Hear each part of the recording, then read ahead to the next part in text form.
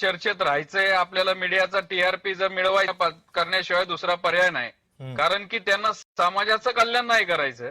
आता 13 दिवसाचं उपोषण केलं, ते म्हणले आम्ही उन्हात बसलो, मग ते का उठले बरं? 13 तासाचं. मग परत आता कुठंतरी इलेक्शन आली की असं काहीतरी आंदोलन करायचं, सरकारला इशारे द्यायचे. आता आणि त्यांची आता मी बघितलं त्यांचं काय ते जी बाईट बघितली, कुणबीची प्रमाणपत्र देणं थांबवलेलं नाहीये. मराठवाड्यामधील 4 लोकप्रतिनिधींची कुणबीची प्रमाणपत्र ही रद्द झाली. त्यांच्या ते का फेकलं? किती जणांना ससाणे तुम्हाला थोडंसं दाखवतो. गंगाधर काळकुट यांना काहीतरी त्यांचं म्हणणं पूर्ण करायचंय. बोला गंगाधरशी. नाही, ते ससाने जे सांगतायत ते अत्यंत चुकीचं आहे. 1-2 कुणी चुकीचं प्रमाणपत्र काढले असतील तर ते बिलकुल जाणून बुजून आमच्या नोंदी असताना प्रमाणपत्र खरे असताना सुद्धा आक्षेप घेतले जातात. कोणी आक्षेप घेतले? तुम्हीच घेतले, तुमच्याच लोकांनी जाणून बुजून आक्षेप घेतले. जे खोटे असतील त्याचं आम्ही कधीच समर्थन केलेलं नाही.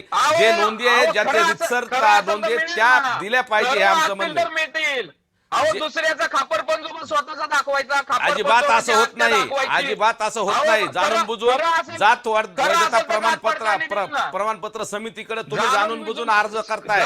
चुकीच्या पद्धतीनं तिथं जे अधिकारी बसलेले आहेत ते पैशाची मागणी करतायत. तिथं जे अधिकारी बसतात व्हॅलिडिटीसाठी ना, तिथं किती पैसे मागतायत आणि जाणून बुजून हे प्रमाणपत्र रद्द केले जातात. लोकप्रतिनिधी आहेत ना, वेळोवेळी समोर आणलेत, त्याचे पुरावे संबंधिताला आम्ही दिलेले, संबंधिताला त्याचे पुरावे दिलेत, वेळोवेळी ते उघडकीस सुद्धा आणलंय.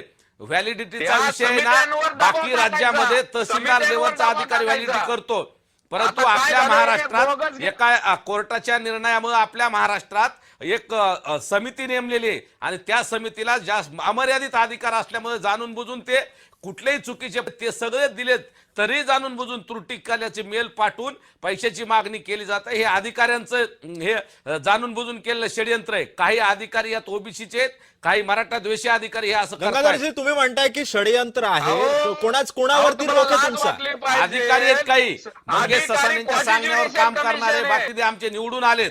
जे लोकशाहीनं त्यांना निवडून दिले त्यांना हे सहन होत नाही, म्हणून सगळ्या महाराष्ट्रात हे मंगेश ससाने आणि काही लोक जाणून बुजून सगळे फोन करून माहिती घेतात आणि ह्याचा आक्षेप घ्या, त्याचा आक्षेप घ्या.